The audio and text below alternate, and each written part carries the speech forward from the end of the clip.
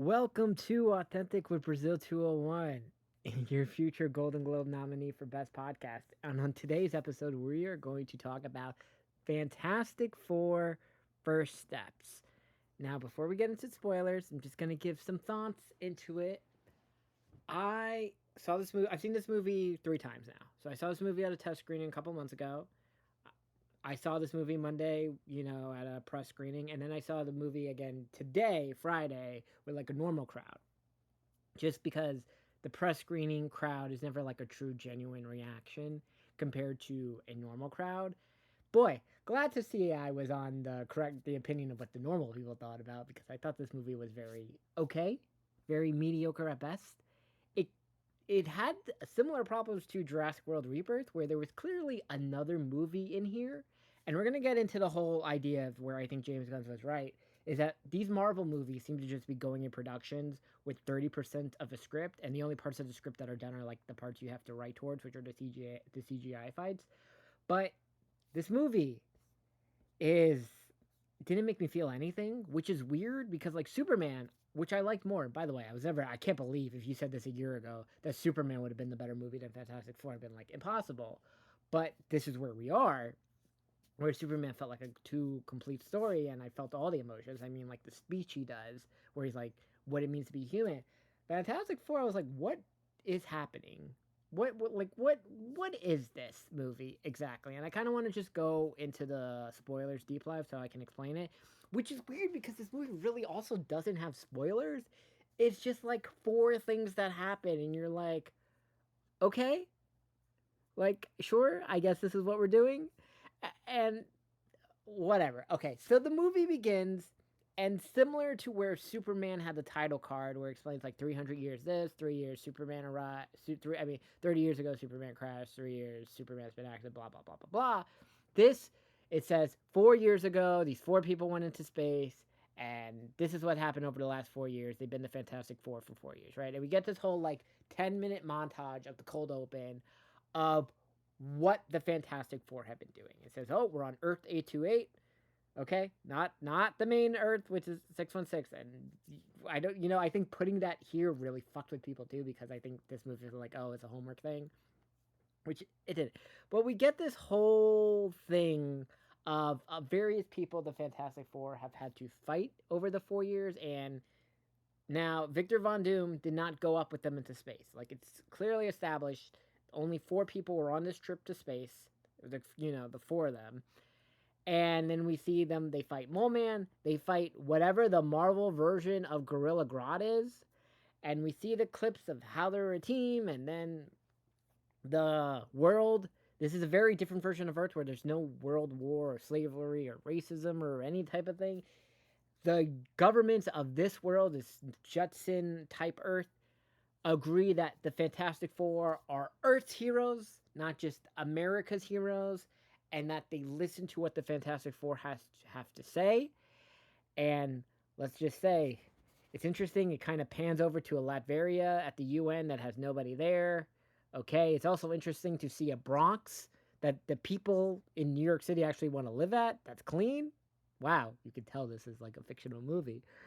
And it's interesting because unlike in Superman, where the whole argument with Superman is that Superman doesn't work for any government, he seems to be acting on his own as an individual.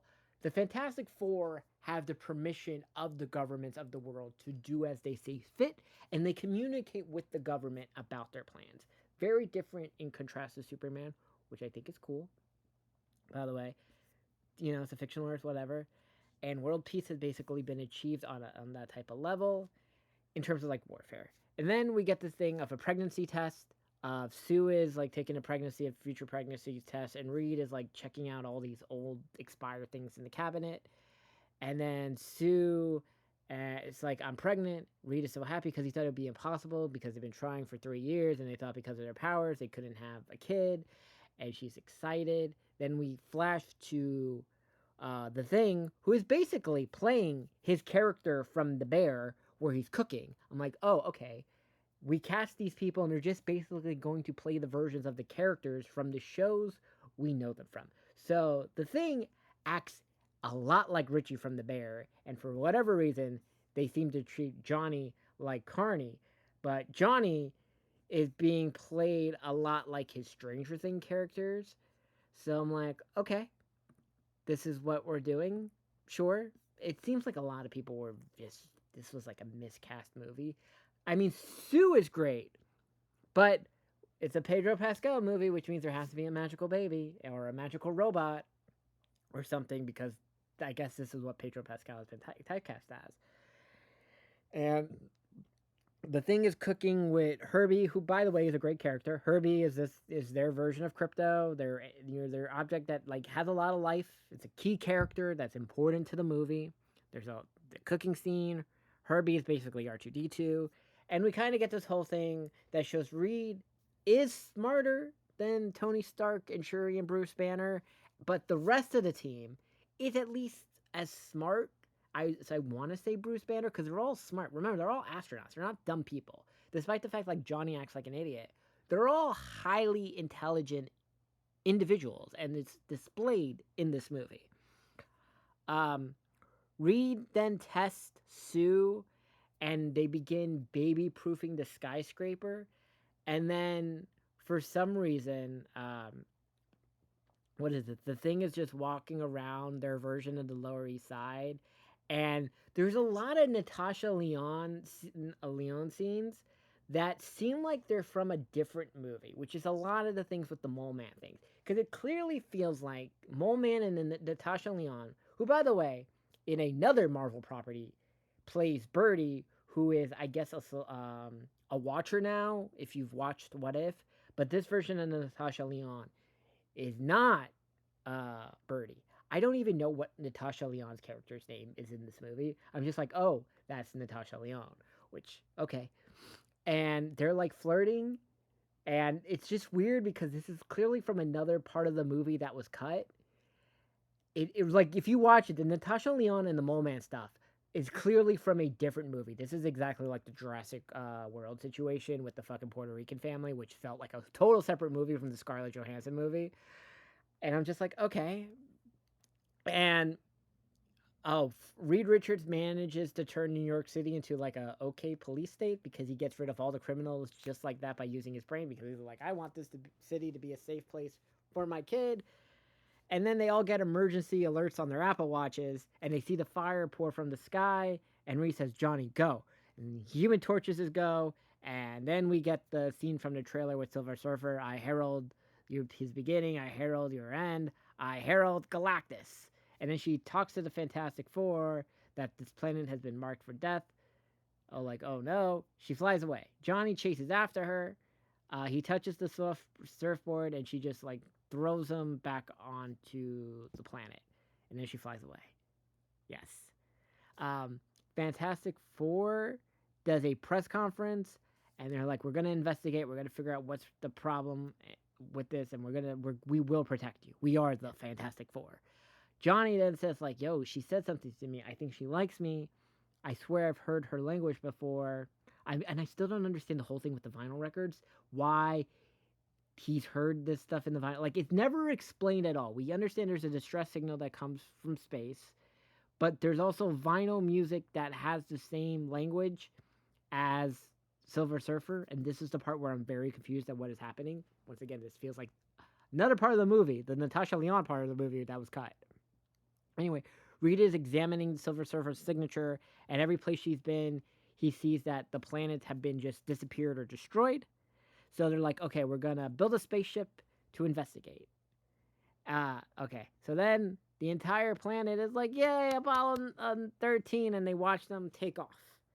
And we have a 8-month lady going into space, which, by the way, I thought you cannot go to space if you're pregnant, but whatever.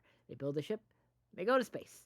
And then they do the Star Trek thing. They warp to the planet with the last signature of where the Silver Surfer was detected, and they get there just before it gets destroyed. And then Sue turns the plane invisible with her powers. I mean, not the plane, the fucking spaceship invisible. And then Galactus tractor beams their invisible spaceship. And Silver Surfer teleports just inside their spaceship and says, Galactus will meet all of you now. And then Herbie just disappears to go scan the dirt and everything. And Galactus scans the Fantastic Four and then scans the baby. And then Galactus tells the Fantastic Four, "Your baby is the most powerful human, most powerful thing to ever exist." Reed says, "There's no way." Our scans say, "No, he's just normal. He has no powers." Oh, I forgot. There was this scene where um, fucking Sue does like an ultrasound on herself with her powers, and she can see Franklin, which is a cool little scene. I forgot about that. Okay. Galactus says, "No, the baby is cloaking his powers from you. He's very he's very powerful. You don't understand." And then here's the thing: Galactus says he hungers the power. If he eats Franklin or whatever, he'll finally be full. I just gotta say, Galactus, if you're so hungry, why not build a super version of Ozempic? Because let me tell you, I took some Ozempic Monday at 7 p.m. and I only just ate at 2 p.m. Friday, and I mean that seriously.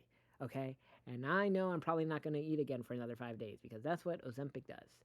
I'm not a medical professional. I just want you people to understand how that works. So I think Reed Richards should have tried to create a GLP-1 for Galactus that would have, satisfied his stomach.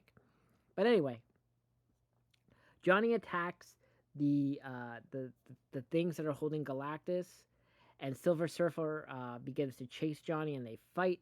Johnny can only stay in the Human Torch form for about 6 minutes because they're in space, and this was the whole thing with this. Then they all get back in the spaceship.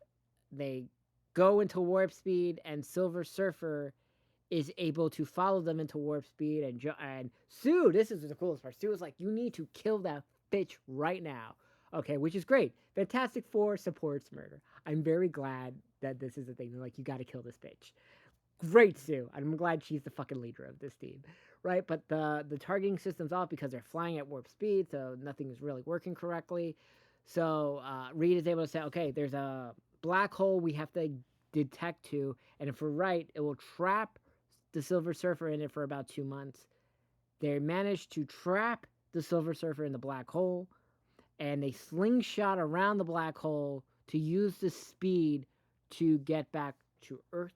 But it's a interstellar type situation where for them it's only been like about 10 to maybe about, I want to say maybe a day worth of fuel, but in real life it's been about a month. They land back on Earth. Okay. And then immediately, oh, by the way, for whatever reason, the therapist from Ted Lasso is in this movie, and I don't know her character's name either. I guess she's like the PR rep for the bootleg version of the Ed Sullivan show that keeps doing the recaps of the Fantastic Four in this movie. They do the thing, and everyone's acting like, "How did you guys stop Galactus? Thank you." Reed is like, "We didn't stop Galactus. We went to negotiate." And he's like, "Okay." The people are like, "What does Galactus want?" He's like, "He wants our child." And then they're like, "Give him the child, one life for 9 billion or whatever." And then this is the it's very similar to the Dark Knight with the two boat scenes that the Joker did, and it's always been like people always use that scenario now for a lot of reasons. Like, what if one boat was full of Trump voters and the other boat was full of Harris voters? And you could do it any way you want. You could be like Zoran voters on one boat or Cuomo voters on the other, or vegans and non-vegans, or murderers and nice Wall Street people. Like, you can do the analogy anyway on like which one you would destroy for the other, and break people's morals or whatever. And we see the planet kind of begins slowly into chaos because they're like, "Yeah, give up the baby so that the planet doesn't die." And this whole thing, and they got to lock down the base. And Reed is trying to come up with a plan like, how do we stop Galactus? And they invented teleportation. And they're like, "Oh shit." But before that, because the city's getting really bad, Sue walks to Madison Square Park with her baby. And she's like, "This is my child. I am a mother. Many of you know my mother died when I was young with Johnny, and I always wanted a family, and I didn't even know I would be able to have a child." And for whatever reason, the people are like, "Okay, sure." And then Reed is like, "Listen, I want to teleport this planet to another part of the universe," which I just want to say that's risky because it's not like they scouted out any other parts of the universe. Like, who knows how Earth reacts to a different sun, different gravitational pull, the whole thing. They're just like, "We're going to teleport the planet." Like, no things that disproves that Earth could work wherever we go. And I'm like, okay. And for whatever reason, the entire world listens to Reed Richards. Like, okay, this is one Earth. We're gonna build teleportation devices all over the planet to stop Galactus, and this is like a 5 month thing. This is it's like Danny Phantom in the Danny Phantom movie where they begin the thing so they can phase the Earth. And then the next part is like, fuck, we need power. And which is interesting because I guess in this retro future, nuclear power doesn't exist. It's just electricity. You would think they would have a better system of power in this future Earth than electricity, that they would be bent into some type of clean nuclear energy. But I guess not. Then Reed has a moment with the baby. He's like, if you're this all powerful being or you're going to be the most powerful destruction, can you please tell me? Um, Then Johnny is able to translate everything that the Silver Surfer said somehow because he's also smart. They begin to try to teleport the Earth. Silver Surfer comes and destroys the transporter stuff. Johnny then uses his Apple Watch to put the distress signal that from her people, from Silver Surfer's people all over Times Square, and it makes her have a mental breakdown and she just disappears. She flies away and she disappears. That this is literally what happened. Silver Surfer just vanishes. We're like, okay, sure. And then Reed is like, okay, we gotta we gotta use the kid as bait. It's the only way we're gonna get him off the ship to come and we can stop him. Sure. And then Sue has this idea, well, like, if he's gonna come, where's he gonna come? How do we evacuate the entire city? This is similar to the Superman thing where like, oh, we gotta evacuate the city. Okay. Because, I guess Man of Steel, the destruction of the city really fucking broke everyone's brains on how do superheroes go about protecting normal people? Whatever. And we learned that Mole Man, who, once again, this is a part of clearly a different movie because it seems like Mole Man and the Fantastic Four have real history. Like Reed and Mole Man hate each other. So does Johnny and Mole Man. It's like there was a total other movie filmed where they really interacted, and you're like, oh, these people know each other. And I kind of want that movie. But apparently, Mole Man has built, like, if you've seen Futurama, how there's old New York underground of New York. And the entire top of New York City, I guess just Manhattan actually, is now in old New York in underground. So they come up with the plan. They leave baby Franklin in Times Square. Yes, wonderful. No Elmos in this Times Square, that's for sure. Galactus jumps into the Hudson River. He looks at the Statue of Liberty. He smiles. And then he destroys Battery Park City for whatever reason. He scans. He sees Franklin. He heads to Franklin. Um, they burn his eyes and they try to swap Franklin with an empty baby cradle thing. But Galactus can sense Franklin's power level and can tell that's not Franklin. So he heads to the Baxter building, where now Franklin is with Herbie. And Galactus destroys the Baxter building and takes Franklin. Franklin's just crying. And then Sue is going crazy. She's just angry. She's able to use all her true power and just push Galactus towards the Times Square portal. And Reed is like, no, you'll die. He's like, Sue's like, you have to save our son. And the portal opens. She's able to push him inside. Oh yeah, that's right. The Galactus throws the thing into space, and Johnny has to go get him. Then Reed is. This is the only time we ever really see stretchy Reed, which is once again they still have not figured out how to do the stretchy effects, but Galactus is just stretching Reed so much that he's about to like crack in half until the thing cannonballs from space into him to drop it, and Reed is like out of energy. It's ridiculous. These are all real things that happen. Sue pushes him into the portal. It's like, oh, they did it. They saved, and they got Franklin out. But then Galactus pops back in because the portal is only has to stay open for 37 seconds, and there's 10 seconds left according to Johnny's Apple Watch. Johnny's like, okay, I have to sacrifice myself and push Galactus into the portal.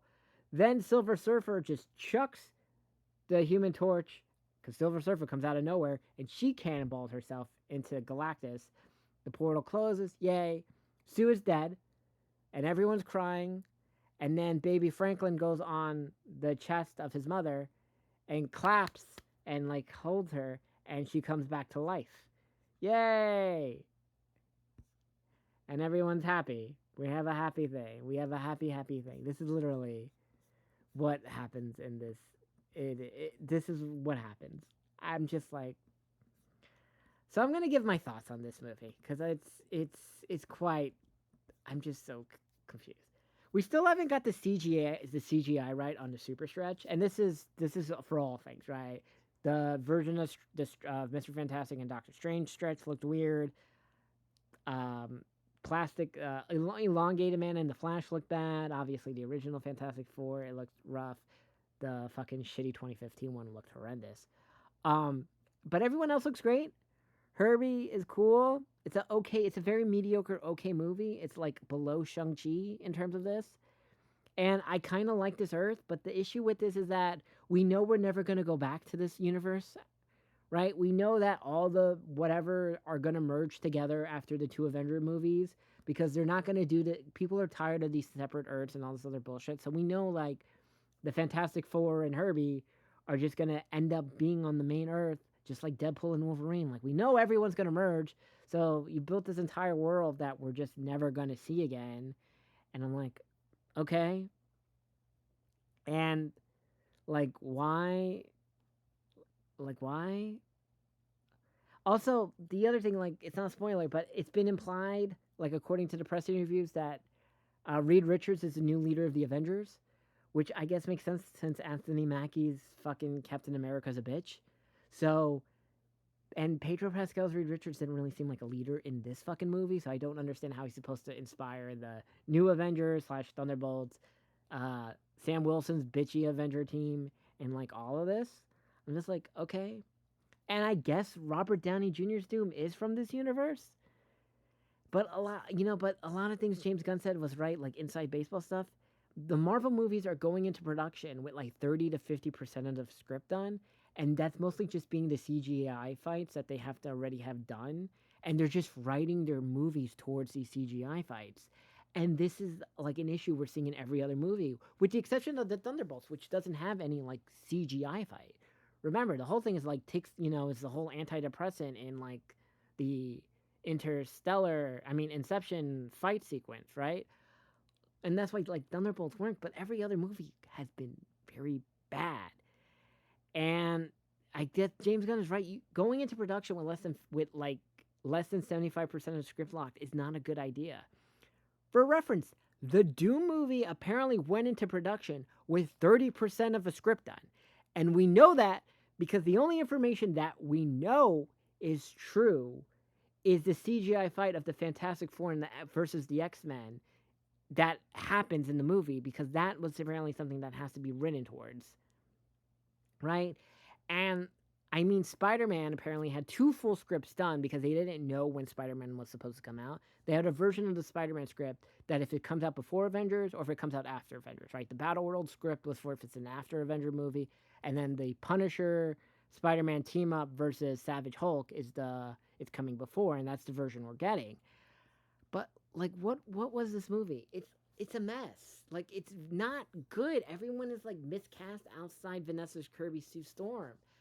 And this whole Pedro Pascal with a magical baby plot thing, like with Grogu and The Last of Us and Herbie and Franklin. Like there are currently 3 Pedro Pascal movies in theater right now, and Materialist is the best of the 3. Well, no, the Edinburgh is good, but like that's a separate issue. I'm just like, okay, like this, like what the fuck happened here? Like I don't get it. Like, what was the original movie that clearly had more Mole Man and Natasha Lyonne? Because like it's so weird. Like what happened here? This is a very mediocre movie, but have fun with your Herbie and Galactus popcorn buckets. I mean, I have my Herbie bucket. Like what are we doing here? Like just think the next movie is a year from now is Spider-Man, but Spider-Man like is his own thing like the Deadpool. Like we trust the brand of Spider-Man and the brand of Deadpool. Then we're in an Avengers movie which I don't think anyone trusts. Like I think we may be in like a BVS scenario with Avengers Doomsday where like it does good opening weekend and then we're like, "Yo, this is really bad." And the issue is that, like, by the time Avengers Doomsday comes out, Secret Wars will have filmed because they have to be like in the can. And I'm like, I think James Gunn is right. You have to have these scripts done before you go into production. You can't be just going like, these are the CGI fights, and then just right towards them, because that's not good ideas at all. Like, it was an okay movie that I'm glad was self-contained, but also I was like, we're never going back here. So, okay.